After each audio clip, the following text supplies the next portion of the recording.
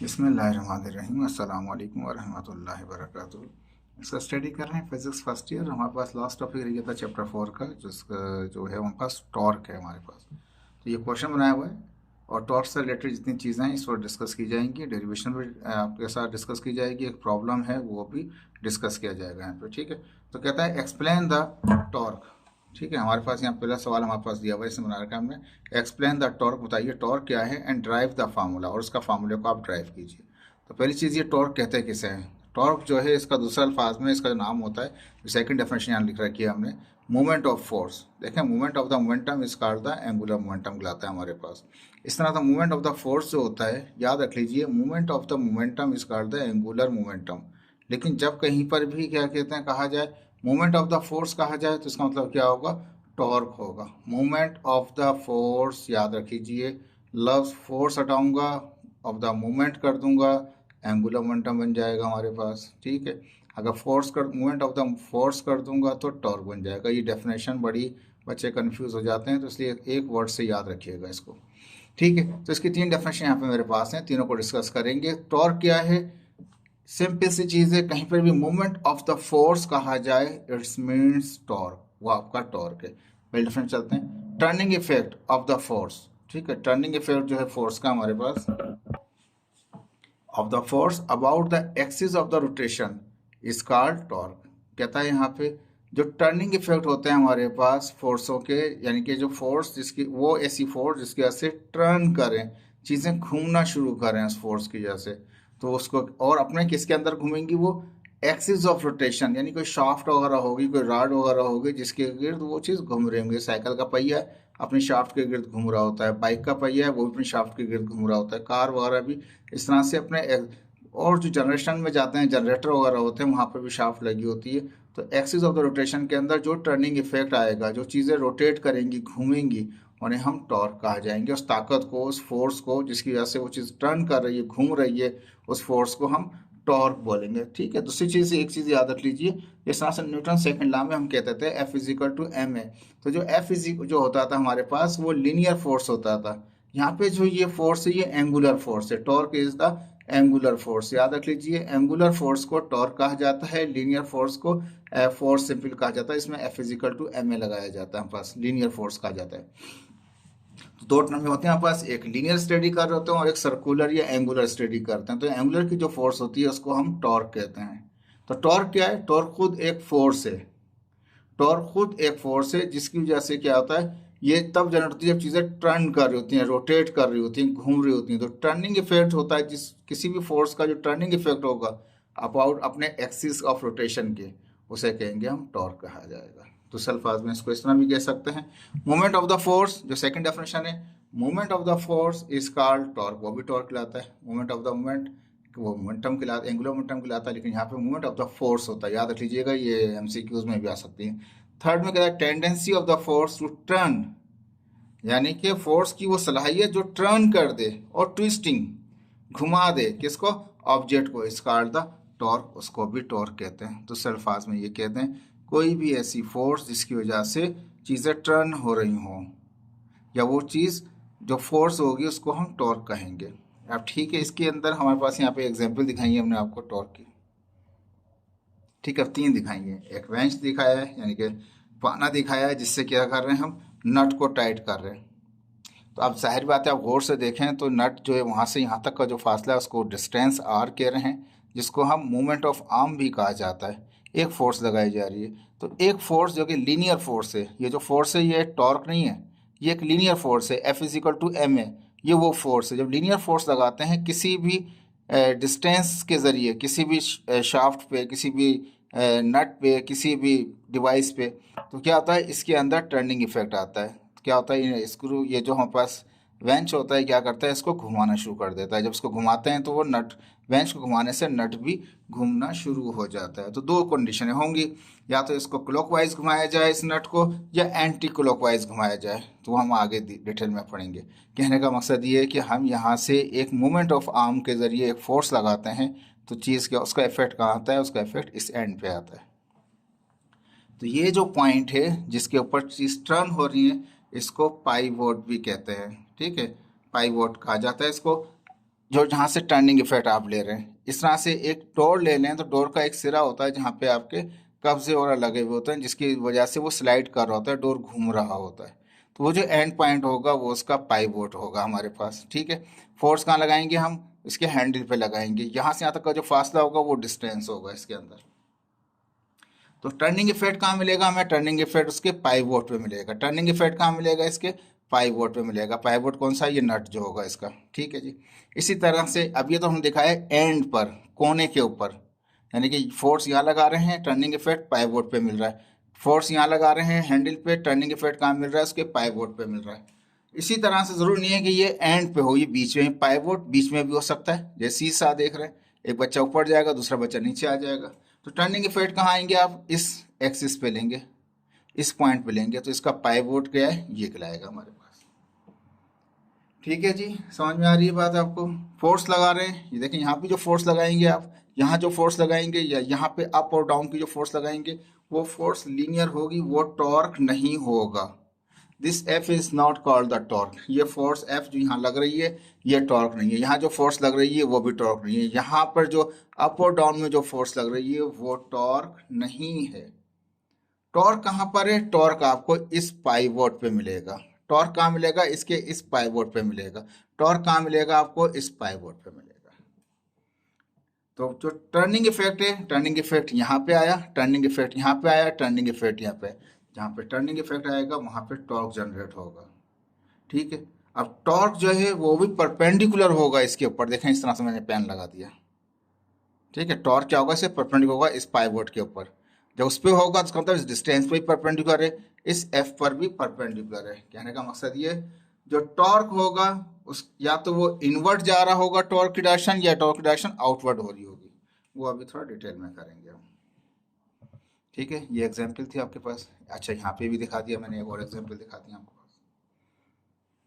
क्या किया कि ये हमारे पास नट था जिसको हम खोलना चाह रहे थे, और वहां से यहाँ तक का ये हैमर का हैंड था जहाँ पे हाथ लगा के हम उसको आगे की तरफ पुश कर रहे थे, ठीक है। या पुश करेंगे या पुल करेंगे, दोनों केस में कोई सा भी कोर्स केस हो सकता है।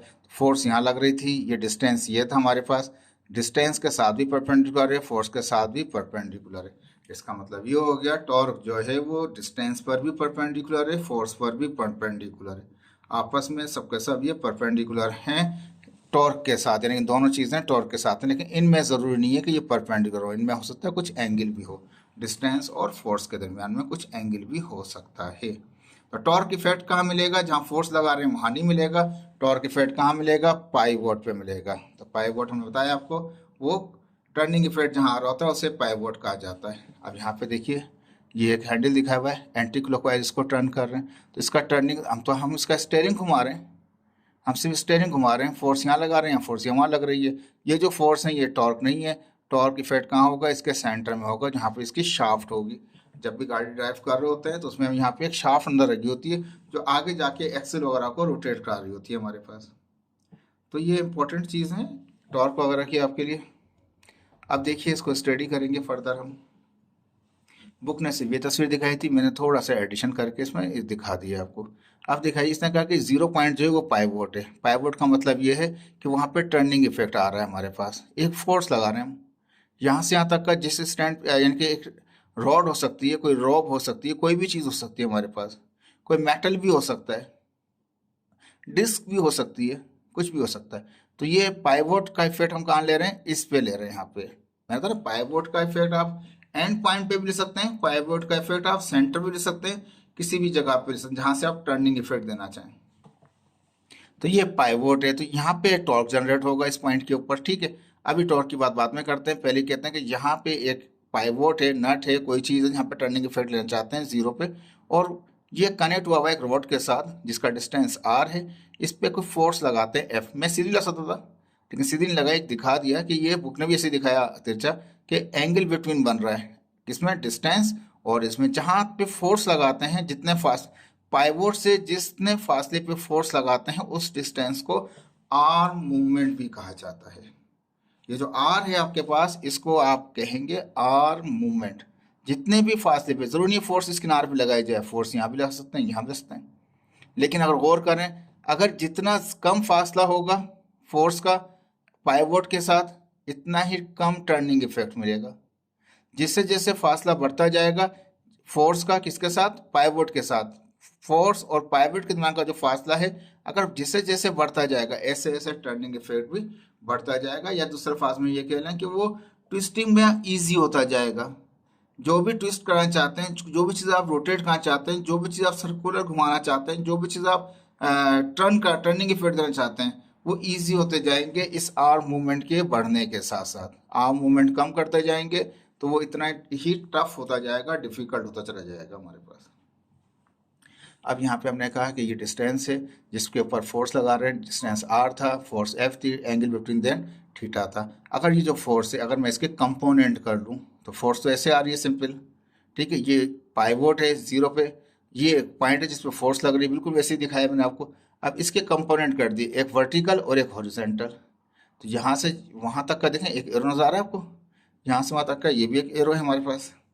तो ये जो एरो है ये एक्स एक्सिस वाला है, तो एफ को ये एफ कंपोनेंट का एक्स एक्सिस है तो एफ cos थीटा हो जाएगा। ये वर्टिकल है तो एफ sin थीटा हो जाएगा। अब अगर गौर से देखें, मैं एक फोर्स ऊपर से नीचे आ रही है बिल्कुल परपेंडिकुलर आ रही है जो एफ sin थीटा, यानी कि एफ कंपोनेंट के दो हिस्से हैं, एक इसका हॉरिजॉन्टल और एक इसका एक वर्टिकल। अब इन दो कंपोनेंट से मैं बात करूंगा। तो ये कंपोनेंट जो वर्टिकल आ रहा है इसका मतलब फोर्स वो ऐसे लगाएगा, तो ऐसे लगाएगा तो जरूर ये घूमेगा, ये शाफ्ट घूमेगी, यानी ये रॉड है ये घूमेगी। और अगर दूसरा जो कंपोनेंट जो इस तरफ जा रहा है अगर मैं इसको यहाँ खींचूं, इस तरफ खींचूं, समझे बात, यानी कि हॉरिजॉन्टली इसको खींचूं यहाँ पे, तो भाई ये टर्निंग इफेक्ट तो नहीं आएगा। इसको इस तरह खींचने से यानी कि एफ एक्स की डायरेक्शन किस तरफ है, वो इस तरफ है, ठीक है ना। यानी कि रिजल्टेंट कंपोनेंट कैसे बना है, ये वर्टिकल और ये हॉरिजॉन्टल मिलाएंगे तो रिजल्टेंट कंपोनेंट एफ बन जाएगा, ठीक है। जब ये एफ कंपोनेंट बनेगा तो हम क्या करेंगे, अगर इसका कंपोनेंट की डायरेक्शन इस तरफ है और किसी चीज को इधर खींचना शुरू करेंगे, टर्निंग इफेक्ट देगा, नहीं जी, बिल्कुल भी टर्निंग इफेक्ट नहीं मिलेगा इस तरफ। अगर इस ऑब्जेक्ट को मैं इस तरफ खींचना शुरू कर दूं, इस रॉड को इधर खींचूं, तो ये टर्न नहीं होगा, घूमेगी नहीं, इधर ही की तरफ रहेगी। अगर ऊपर से फोर्स लगाऊंगा, इस तरह से वर्टिकल फोर्स लगाऊंगा, तो ये जरूर टर्न करेगी। इसका मतलब ये हो गया। तो इसके जो फोर्स के दो कंपोनेंट जो थे एफ cos थीटा और एफ sin थीटा, जो कि इसके रेक्टेंगुलर कंपोनेंट बनाए हमने, तो एफ cos थीटा कभी भी यूज नहीं होगा। समझ में आ रही बात, एफ cos थीटा आप कभी भी यूज नहीं करेंगे, आप जब भी यूज करेंगे एफ sin थीटा यूज करेंगे, वर्टिकल कंपोनेंट, ठीक है। तो यहाँ पे एक सिंपल दिखा रखा था, फोर्स लगाई हमने, उस फोर्स के दो कंपोनेंट कर दिए, एक हॉरिजॉन्टल एफ cos थीटा, एक वर्टिकल एफ sin थीटा। ये कंपोनेंट सारे मैं आपको पहले चैप्टर में सिखा चुका हूँ, बता चुका हूँ, बस आपको अब समझ में आनी चाहिए बात। तो कंसिडर कर दिया एक बॉडी है whose pivot point is O. Pivot कहाँ पर है, ओ है। टर्निंग इफेक्ट कहाँ मिलेगा, ओ पे मिलेगा। जहाँ पाइवोट आ गया समझे वहाँ टर्निंग इफेक्ट मिलना है, ओ। एंड द फोर्स अप्लाइड इस एफ, वो एफ है हमारे पास। एट अ डिस्टेंस आर, कितने फासले पे फोर्स लगा रहे हैं आप, 8 फासले पे लगा रहे हैं फ्रॉम द पाइवोट, पाइवोट से मेकिंग एंगल थीटा, कितना बना रहा है वो एंगल थीटा बना रहा है between them F and R के दरमियान में। एशनल साइड फिगर नजर आ रही है आपके पास, यहाँ पे नजर आ रही थी, यहाँ पे नजर आ रही है। Note the distance from the pivot to the applied force is called the movement arm. Arm movement भी कहते हैं, मूवमेंट आर्म भी कहते हैं इसको। तो यहाँ से यहाँ तक का जो फासला है इसको मूवमेंट आर्म भी कहते हैं, आर्म मूवमेंट भी कहते हैं इसको, ठीक है जी। तो मूवमेंट ऑफ आर्म कहलाता है हमारे पास ये डिस्टेंस है। जिससे जैसे ये फासला बढ़ता जाएगा ऐसे ऐसे ट्विस्टिंग इफेक्ट इजी हो जाएगा। जैसे जैसे फासला कम करते जाएंगे ट्विस्टिंग इफेक्ट इतना ही हार्ड हो जाएगा, ठीक है। किस तरीके से, जरा मैं इसकी एक एग्जांपल और दिखा देता हूँ आपको। जैसे यहाँ दिखा नेट वाला दिखाता हूँ आपको मैं। अब देखिए ये नट लगा हुआ है, ठीक है। अगर मैं इसको यहाँ से पकड़ूँ, इसके मुंह से पकड़ के इसको घुमाने की कोशिश करूँगा तो क्या होगा, मेरे लिए बहुत मुश्किल हो जाएगा। इसको यहाँ से मुंह से पकड़ के इसको घुमाने की कोशिश करूँगा एंटी क्लॉकवाइज या क्लॉकवाइज, ये मेरे लिए मुश्किल हो जाएगा ओपन करना। अगर मैं किनारे से पकड़ के इसको हल्का सा ऊपर नीचे करूँगा तो मेरे लिए आसान हो जाएगा इसको घुमाना। इसका मतलब ये है कि जब मैं करीब हूँ, फासला कम है, आर की वैल्यू कम है, तो इतना ही डिफिकल्ट है इसको ट्विस्टिंग इफेक्ट करना। जितना ही आर की वैल्यू ज़्यादा होगी इतना ही ईजी हो जाएगा इसका ट्विस्टिंग इफेक्ट कराना। तो ये मूवमेंट ऑफ आर्म की बढ़ने से क्या होता है, ट्विस्टिंग इफेक्ट ईजी हो जाता है, आसान हो जाता है आपका। यहाँ पे ये बताया कि पाइवोट से लेके जहाँ टर्निंग इफेक्ट देना चाहते हैं वहाँ से जहाँ जो फोर्स अप्लाई कर रहे हैं उस तक का जो फासला है उसे मूवमेंट आर्म कहते हैं आपके पास। Now resolve the F, F को हम इस फोर्स को रिजॉल्व कर रहे हैं। X component in rectangular component. कौन कौन से? एफ साइन थीटा वर्टिकल और दूसरा F cos theta horizontal. As you know F cos theta is zero effect on the turning effect. कोई जो इफेक्ट होगा एफ कॉस थीटा का वो जीरो होगा किस पे? टर्निंग इफेक्ट में। अगर टर्निंग इफेक्ट वाइज आप चेक करना चाहें तो इसका इफेक्ट जीरो मिलेगा, क्योंकि ये तो आप इसको सिर्फ एफ कॉस थीटा का मतलब है इसकी डायरेक्शन इधर जा रही है, इसको खींचते रहें इस तरफ, इससे खींचने से ना ऊपर जाएगा ना नीचे जाएगा, तो टर्निंग इफेक्ट कुछ भी नहीं मिलेगा आपको। तो एफ कॉस थीटा को हम यूज नहीं करेंगे, तो नो टर्निंग इफेक्ट है हमारे पास, because it is the same to the movement arm direction. दोनों की डायरेक्शन, इसकी डायरेक्शन मूवमेंट आर्म डायरेक्शन दोनों की सेम है, but the useful component is F sine theta. F sine theta जो इसका यूजफुल कंपोनेंट है, शोन इन साइड फिगर। ठीक है जी। अब आ जाते हैं टॉर्क की डेफिनेशन के मुताबिक, यानी कि साइन थीटा इस्तेमाल करेंगे, कॉस थीटा आप इस्तेमाल ही नहीं करेंगे, जीरो इफेक्ट है उसका। टॉर्क की डेफिनेशन कहता है कि डिस्टेंस को आर्म मूवमेंट को मल्टीप्लाई करते हैं फोर्स से, डेट इज कॉल्ड टॉर्क। ठीक है। Product of arm movement to the force is called torque, ये भी एक डेफिनेशन है। अब जब क्रॉस हटाएंगे हमारे पास तो कौन सा कंपोनेंट आ जाएगा? वो साइन थीटा आ जाएगा, क्योंकि कॉस थीटा तो हम यूज करेंगे ही नहीं। ठीक है जी।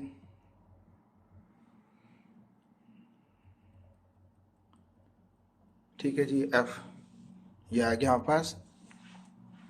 जब क्रॉस हटेगा तो साइन थीटा आता है, ये हमें पता होता है, लेकिन यहाँ डायग्राम से भी दिखा सकते हैं कि कॉस थीटा इसलिए नहीं आएगा क्योंकि उसका कोई इफेक्ट नहीं है, साइन थीटा आ जाएगा। R F sine theta magnitude में आ गया हमारे पास। ठीक है जी। आर को एफ से मल्टीप्लाई करें या एफ को आर से मल्टीप्लाई करें, दोनों को आगे पीछे कर दें, मैग्नीट्यूड तो सेम रहेगा लेकिन डायरेक्शन में फ़र्क पड़ जाएगा। इसलिए बी केयरफुल, आप बड़े एहतियात से इसकी क्रॉस में प्रोडक्ट जब भी होती है, जब क्रॉस प्रोडक्ट इस्तेमाल करते हैं, यह टॉपिक पहले भी पढ़ा चुके हैं हम आपको वहाँ पे, जब भी क्रॉस प्रोडक्ट इस्तेमाल करते हैं तो उसके अंदर डायरेक्शन का फर्क हो जाता है अगर उनकी पोजीशनों को रिप्लेस करें, आर की जगह एफ, एफ की जगह आर कर दें, तो जो पॉजिटिव था तो वो निगेटिव हो जाएगा, जो निगेटिव था वो पॉजिटिव हो जाएगा। तो बी केयरफुल, ये क्रॉस प्रोडक्ट है, याद रख लीजिए। ये जो हमारे पास है ये एक क्रॉस प्रोडक्ट है। क्रॉस प्रोडक्ट का मतलब ये होता है जो थर्ड चीज़ आती है वो भी एक वेक्टर होता है, यानी कि इन दोनों को मल्टीप्लाई किया तो जो थर्ड फोर्स आई वो भी एक वेक्टर, यानी कि उसकी भी अपनी एक डायरेक्शन है। तो मैंने बताया ना, डायरेक्शन उसकी इन दोनों के ऊपर क्या परपेंडिकुलर है, लेकिन इनकी ज़रूरी नहीं है कि ये परपेंडिकुलर हो, इनमें कुछ एंगल भी हो सकता है, लेकिन ये परपेंडिकुलर होगा इसके साथ भी, ये परपेंडिकुलर होगा इसके साथ भी। ठीक है जी। तो ये हमारे पास टॉर्क जो है वो स्केलर क्वांटिटी नहीं है, जो टॉर्क है it is a vector quantity, ये एक वेक्टर क्वांटिटी, याद रख लीजिए। Torque is always perpendicular, torque हमेशा परपेंडिकुलर होता है, आर के साथ एफ के साथ होता है। टॉर्क का मतलब क्या है? Turning effect. In clock anti clockwise means positive. जब भी एंटी क्लॉकवाइज चीज घूमेगी, जब भी कोई चीज एंटी क्लॉकवाइज चीज घूमेगी तो टॉर्क क्या होगा? पॉजिटिव होगा। पॉजिटिव की तरफ वो बाहर की तरफ निकल आएगा। नट है, नट को आप एंटी क्लॉकवाइज घुमाना शुरू कर दें, ठीक है, लोग इस तरह से इसका डायरेक्शन लेते हैं कर्विंग वाला, जैसे कर्व करता रहूंगा मैं हाथ को तो क्या होगा? थंब बाहर की तरफ आता जाएगा। ठीक है जी। यानी कि कर्विंग वाला दिखा दिया हमने, जैसे कर्व किया हमने फिंगर को, थंब बाहर की तरफ आ रहा है, तो एंटी क्लॉकवाइज कर रहे हैं। देखिए मैं एंटी क्लॉकवाइज कर रहा हूँ, टर्न करा रहा हूँ, थंब बाहर की तरफ आ रहा है मेरे पास। तो पॉजिटिव होगा तब टॉर्क जब वो एंटी क्लॉकवाइज मूव करेगी। जब ऑब्जेक्ट को एंटी क्लॉकवाइज घुमाते जाएंगे तो टर्निंग इफेक्ट कहाँ आएगा? वो पॉजिटिव आएगा, आउटवर्ड आएगा हमारे पास।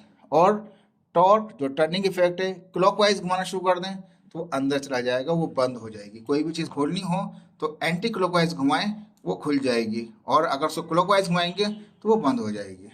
नोट नोट क्या हमारे पास ये कहता है? Positive torque means direction of the object is outward. जो पॉजिटिव टॉर्क है यानी पॉजिटिव टॉर्क जो एंटी क्लॉकवाइज घुमा रहे हैं आप, तो वो कहाँ आ रहा है? वो आउटवर्ड आ रहा है, बाहर की तरफ आ रहा है, वो चीज़ उसमें से निकल के बाहर आ रही है। Negative torque means direction of the object is inward.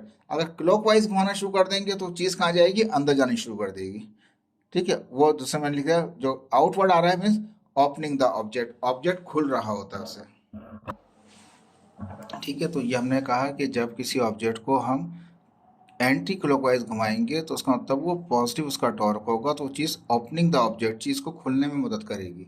और निगेटिव टॉर्क का मतलब है वो इनवर्ट जा रहा होगा। इनवर्ट का मतलब वो क्लोज हो रहा होगा, ऑब्जेक्ट को बंद कर रहे होंगे आप उसके अंदर, यानी कि उसको टाइट कर रहे होंगे, उसको लूजिंग नहीं होगा, लूजिंग ऊपर में होगा और क्लोजिंग हो जाएगा, टाइटिंग हो जाएगा नीचे वाले में जब क्लॉकवाइज घुमाएंगे आप।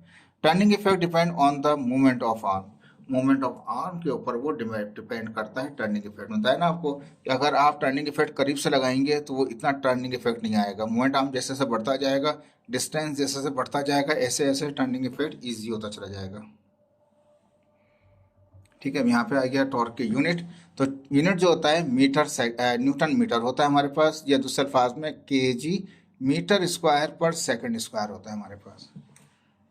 ठीक है जी, क्योंकि ज़ाहिर बात है हमारे पास आर और एफ आ रहा है। आर का मतलब क्या है मीटर, और एफ का मतलब है F is equal to M A. तो F is equal to M A का, तो एम का मतलब हो गया केजी हो गया, आर का पहले भी मीटर था, और ए का मतलब है मीटर पर सेकंड स्क्वायर। मीटर से मीटर हुआ तो मीटर स्क्वायर हो गया, सेकंड अपनी जगह पे सेकंड स्क्वायर हो गया। ठीक है जी, डायमेंशन क्या है इसकी, मास है। ठीक है, हमारे पास लेंथ कितना है, मीटर स्क्वायर है, तो मीटर स्क्वायर जगह टाइम जो है माइनस में अपॉन में है, तो वो माइनस का 2 हो जाएगा डायमेंशन। ठीक है, इजी था, मुश्किल नहीं है। ये एक वेक्टर क्वांटिटी है, स्केलर क्वांटिटी नहीं है। ये एक एग्जांपल दे रखी है हमारे पास, वर्क एग्जांपल है। एक कहता था बाइसेप्ट मसल, देखें बाइसेप्ट ट्राइसेप्ट मसल होते हैं हमारे पास, ऊपर ऊपर के और नीचे के हमारे पास। तो यहाँ पे बात कर रहा है बाइसेप्ट मसल की बात कर रहा है, मेडिकल का एक सवाल दे रखा है इसमें। कहता है कि एक्सर्ट अ वर्टिकल फोर्स, उसमें एक वर्टिकल फोर्स लग रही है, एफ इजिकल टू कितना 700 न्यूटन लग रही है इसके अंदर। ठीक है, वर्टिकल फोर्स लग रही है on the lower arm, lower arm में एक लोअर आर्म है, एक अपर आर्म है आपके पास। Bend as shown in figure, figure में दिखाते हैं कि वो बैंड हो जाता है, जैसे यहाँ है, यहाँ से सीधा हो जाता है हमारे पास। फॉर ईच केस, हर केस के हिसाब से कैलकुलेट, यानी कि एक केस ये है जब वो 60 डिग्री के ऊपर है, जब बैंड होके वो कहाँ जाता है, ऊपर आ जाता है, 90 पे आ जाएगा, यानी कि बिल्कुल सीधा एक्सिस है। तो 60 ये दिखाया, 30 वो दिखाया, तो 60 और 30 कितना है, वो 90 है। इसका मतलब ये कि जो एक्सिस रोटेशन है, जो एक्सिस की लाइन है, ये 90 तक है एंगल, यानी एक एंगल 60 का है, तो दूसरा एंगल क्या बनेगा, जब यहाँ से मूव करके यहाँ आ जाएगा तो एंगल कितना हो जाएगा, वो 90 हो जाएगा। देखें फिगर को समझ लीजिए, ये कह रहा है कि इस मूवमेंट से जब वो वर्टिकली कितना एंगल बन रहा है, 60 बन रहा है, यहाँ से वो मूव करके बैंड, वो बैंड होगा, यानी कि मुड़ेगा, बैंड होके बैंड हो जाएगा ना, अब उठ जाएगा, एकदम से ऊपर उठ जाएगा, ऊपर उठ के यहाँ तक आ जाएगा। तो पहले वो 60 पर है और 30 और ऐड करेंगे, तो वहाँ तक पहुँचने में कितना हो जाएगा, वो 90 हो जाएगा। इसका मतलब ये दो एंगल पे मालूम करेंगे आप, एक 60 पे और एक 90 पे, क्योंकि यहाँ पे जो एक्सिस है, जो एक्सिस है ये 60 प्लस 30 मिलाने पर बनता है, यहाँ से यहाँ तक का 60 और 60 के बाद से वहाँ तक का 30 हो गया। तो इसका मतलब टोटल कितना हो गया, एक हो गया एंगल यहाँ से 60, और दूसरा कितना हो गया, जब यहाँ से बेंट होके सीधा हो जाएगा, यानी कि यहाँ से मूव करके वो सीधा ऐसे हो जाएगा, तो कितना एंगल हो जाएगा, 60 प्लस 30 कितना हो जाएगा, 90 हो जाएगा टोटल। तो एक बार 90 भी मालूम करेंगे और एक बार आप 60 भी मालूम करेंगे। क्या मालूम करेंगे, कहता है फॉर ईच केस, हर केस के लिए कैलकुलेट द टॉर्क, बताइए जैसे 60 डिग्री के ऊपर टॉर्क कितना है, और जब बैंड होके यहाँ पे आ जाएगा, जब यहाँ पे पहुंचेगा तो इसका मतलब क्या हो गया, 60 में 30 और ऐड हो गए तो 90 हो गया। तो 60 में बताइए कितना टॉर्क है और 90 बताइए कितना टॉर्क है। Calculate the torque about the axis of rotation, rotation के एक्सिस के मुताबिक बताइए कितना टॉर्क होगा through the elbow joint, elbow joint से। अब आप गौर से देखें, इस एल्बो ज्वाइंट, ये ज्वाइंट है और ये मसल है, एल्बो ज्वाइंट से मसल तक का फासला कितना है, 5.0 सेंटीमीटर है। देखें गौर से देख लीजिए पिक्चर को, ये ज्वाइंट है, एल्बो ज्वाइंट है, यानी कि पाइवोट कहाँ आ रहा है आपको, टर्निंग इफेक्ट आपका इस ज्वाइंट पर आ रहा है, ये जो ज्वाइंट है एल्बो का। ठीक है, पाइवोट यहाँ पे आ रहा है आपके पास, और ये यहाँ से मसल, ये रहा मसल के ऊपर फोर्स लग रही है। कितना फासला है पाइवोट से फोर्स तक का, वो 5 सेंटीमीटर, सेंटीमीटर है तो उसको मीटर कर लेंगे। कितनी फोर्स लगा रहे हैं, 700 न्यूटन की। तो बताइए कि ये जब ये टर्निंग, जब ये बैंट होगा, मुड़ेगा, तो इसके ऊपर कितना टॉर्क होगा। तो इसका मतलब ये जब मुड़ा नहीं था तो उस वक्त कितना डिग्री एंगल था, वो 60 था, तो उस पर मालूम कीजिए, 60 के ऊपर मुड़ा नहीं है, ठीक है ना, 60 पे मालूम कीजिए कितना टॉर्क है। जब मुड़ेगा तो मुड़ने का मतलब यहाँ तक पहुंचेगा, तो इसमें दोनों काउंट हो जाएंगे, 60 और 30, यानी 90 हो जाएंगे। तो एफ इजिकल टू कितना है, 700 न्यूटन है। कितना है फोर्स और ज्वाइंट के दरमियान में, पाइवोट पॉइंट के दरमियान में कितना फासला है, 5 सेंटीमीटर का। तो 5 सेंटीमीटर का मतलब है, इसको मीटर करने के लिए 5 को डिवाइड करें 100 से, तो ये हो गया 0.05 मीटर हो गया।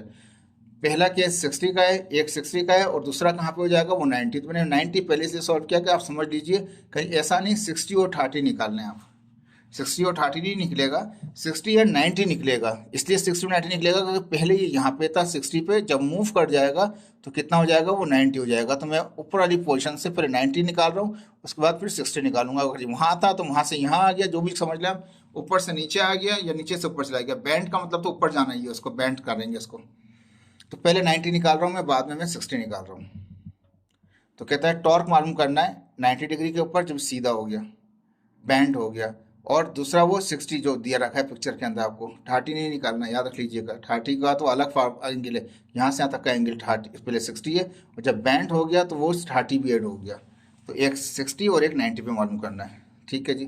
टॉर्क का फार्मूला क्या है, tau is equal to, tau पढ़ते हैं, टा भी पढ़ते हैं इसको, टॉर्क बराबर है किसके, आर एफ साइन थीटा के। अभी ऊपर निकाला था हमने, आर कितना हमारे पास है 0.05 था, फोर्स कितनी थी 700 न्यूटन थी, थीटा कितना है जो बैंड हो गया वो 90 है, साइन 90 कितना होता है 1 होता है, साइन 91 होगा। इन सबको मल्टीप्लाई करें कितना आ गया 35 न्यूटन मीटर आ गया।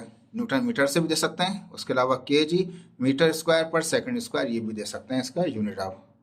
दूसरा वाला 60 पर निकालेंगे तो क्या करेंगे, 60 का साइन 60 कर देंगे, साइन 60.866 आएगा, उसको मल्टीप्लाई सबसे करें वो आ जाएगा 30.31 हो जाएगा। तो कहने का मकसद ये, अगर दोनों टॉर्क को अगर चेक करें तो जब वो एंगल 90 पे पहुंचा तो उसका टॉर्क जो था वो बढ़ गया, और जब ये नीचे था 60 पे तो वो कितना था उसका, वो 30 पे था हमारे पास न्यूटन मीटर पे।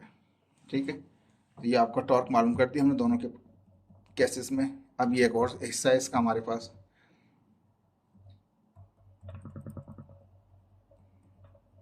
ठीक है। एक्सप्लेन कीजिए द डेरिवेशन, या ये कीजिए कि एक्सप्लेन कर रहे हैं रिलेशनशिप को किसका, टॉर्क मोमेंट ऑफ इनर्शिया का। टॉर्क का बताइए रिलेशन किसके साथ, मोमेंट ऑफ इनर्शिया के साथ और एंगुलर एक्सेलेरेशन के साथ।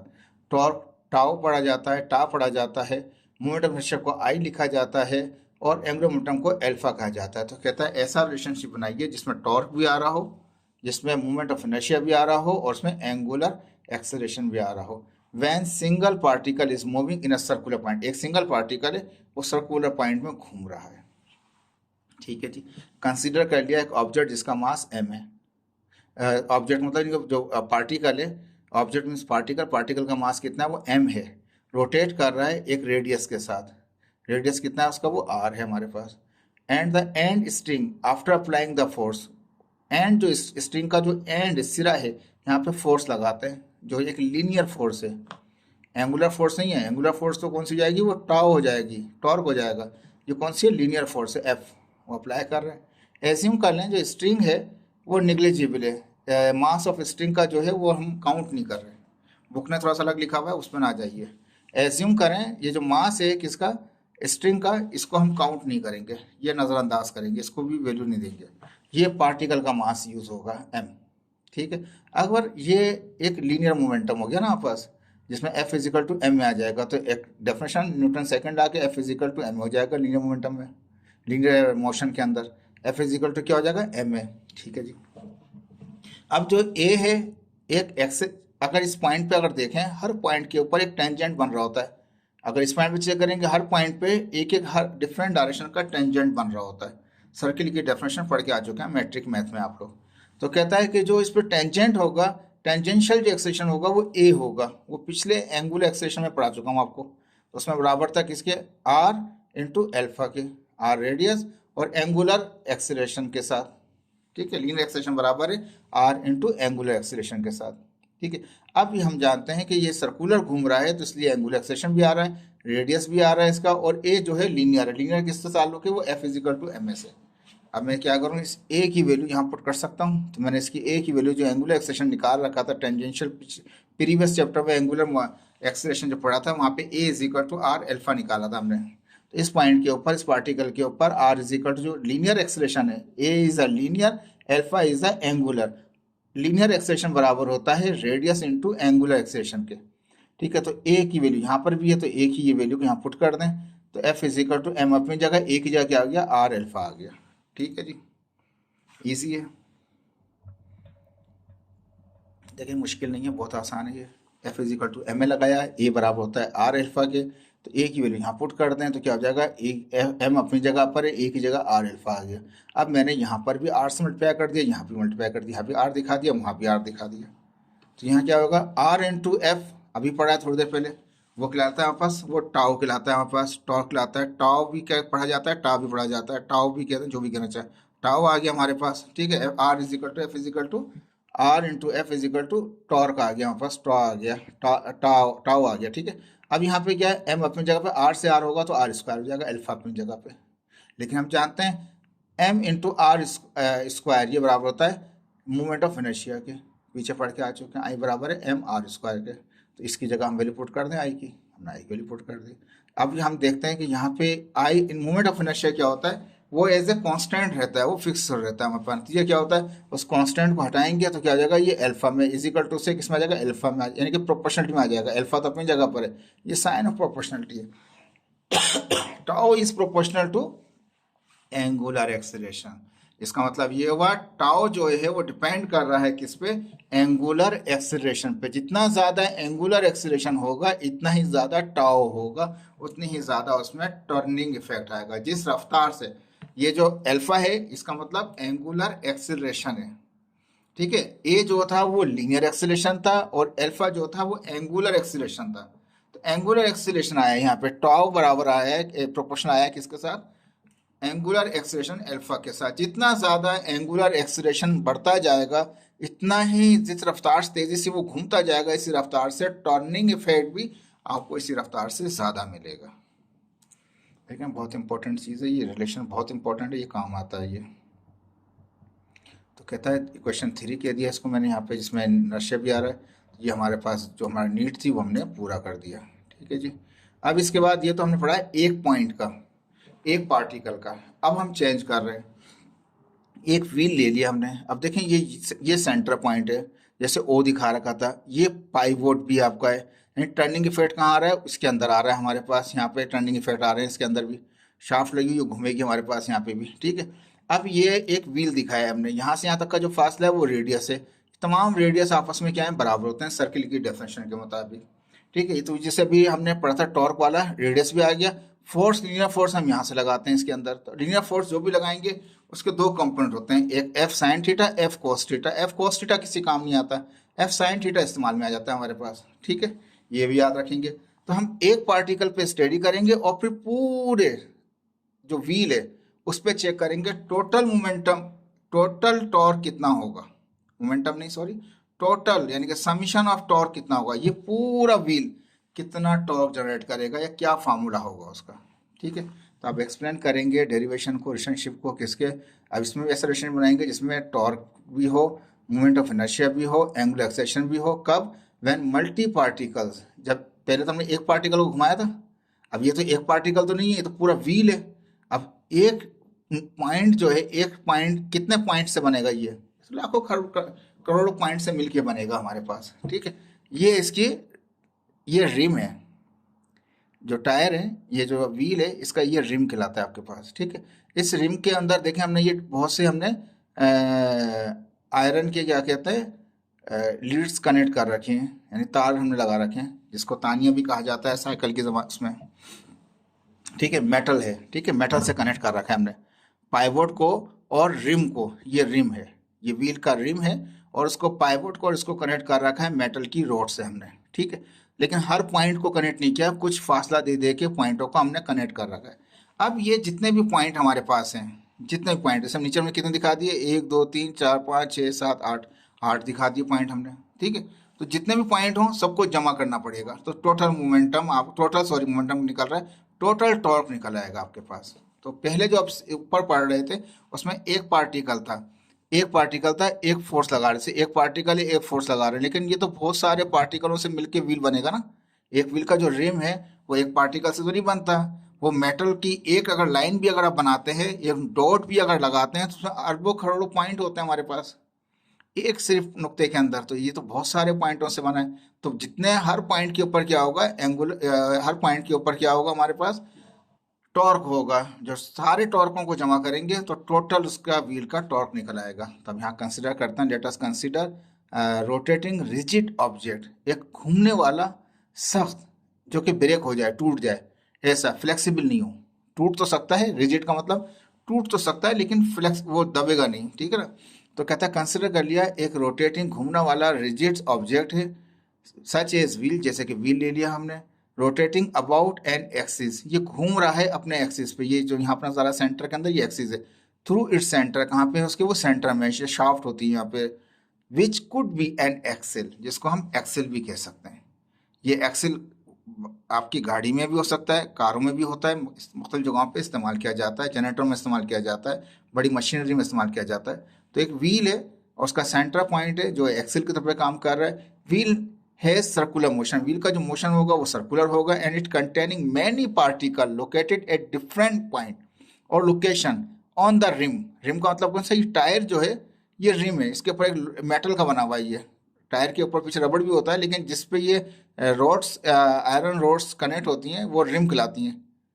ये जो होता है ये मेटल का होता है, ठीक है, रिम है ये। एक पॉइंट ये है, एक पॉइंट ये, हर पॉइंट पे मुख्तलिफ पॉइंटों के ऊपर, ठीक है, तो मल्टी पॉइंट कह दिया। इट कंटेनिंग, जो ये व्हील है ये कंटेन करता है बहुत सारे मल्टीपल पॉइंट को। पहले एक पॉइंट स्टडी किया था, बहुत सारे पॉइंटों को स्टडी करेंगे हम, तो मल्टी पॉइंट्स इसमें मौजूद होते हैं एक रिम के अंदर of the wheel which equal distance, सबका डिस्टेंस इक्वल होता है, जैसे जितना फासला ये है इतना इसका, हर एक का डिस्टेंस यानी कि रेडियस, सबका रेडियस सेम होगा। विद द मास एम, जो मास इस पॉइंट पर है हर पॉइंट पे मास क्या होगा उसका, वो एम ही होगा। एंड एक्टिंग फोर्स जो कंपोनेंट होगा वो कौन सा होगा, एफ साइन थीटा होगा, एफ कॉस थीटा नहीं होगा, पहले बता चुका हूँ आपको। According to the torque relationship of with momentum moment inertia angular acceleration, वो क्या निकाला था थोड़ी देर पहले हमने, tau is equal to moment of inertia into angular acceleration, ठीक है। अब देखिए इसको मैंने क्या किया, ये हमने अभी थोड़ी देर पहले निकाला है कि टाउ बराबर होता है moment of inertia into angular acceleration.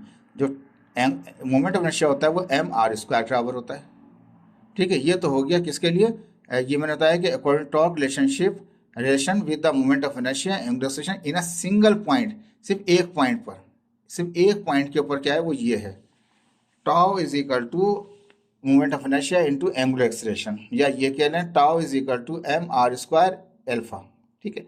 ये एक पॉइंट का है।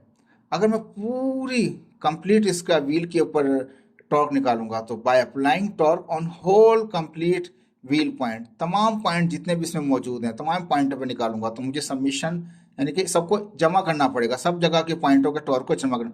सबमिशन यहाँ भी लगा दिया, सबमिशन यहाँ भी लगा दिया, सबमिशन इस तरफ भी आ गया, सबमिशन इस तरफ भी आ गया, ठीक है जी।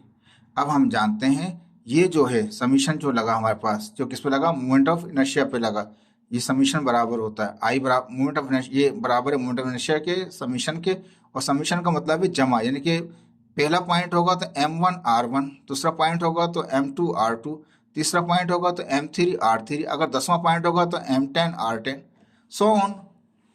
सबमिशन लगा दिया हमने तो m1 r1 स्क्वायर है, आर पे स्क्वायर है तो आर पे सब पे स्क्वायर रहेगा, तो m1 r1 m2 r2 m3 r3 so on चलता रहेगा। जितने सारे पॉइंट पे आप टॉर्क को काउंट करेंगे, जितने सारे पॉइंटों को आप निकालेंगे, सबको जमा कर लें आप, ठीक है। तो अब मैं क्या कर सकता हूँ, ये इसका मतलब ये सबमिशन जो है इसका मतलब है ये आई, इसको मैं आई कह सकता हूँ। This is called total torque. तो ये फार्मूला हो गया, total submission of torque is equal to total moment of inertia into alpha. देखें, होपफुल कि आपको ये लेक्चर समझ आया होगा। काफ़ी दिन हो गए थे बिजी था फैमिली के उसमें, इसलिए बना नहीं सका। होपफुल इसको लाइक करें, शेयर करें, सब्सक्राइब भी करें चैनल को। Okay, thank you so much, अल्लाह हाफिज़।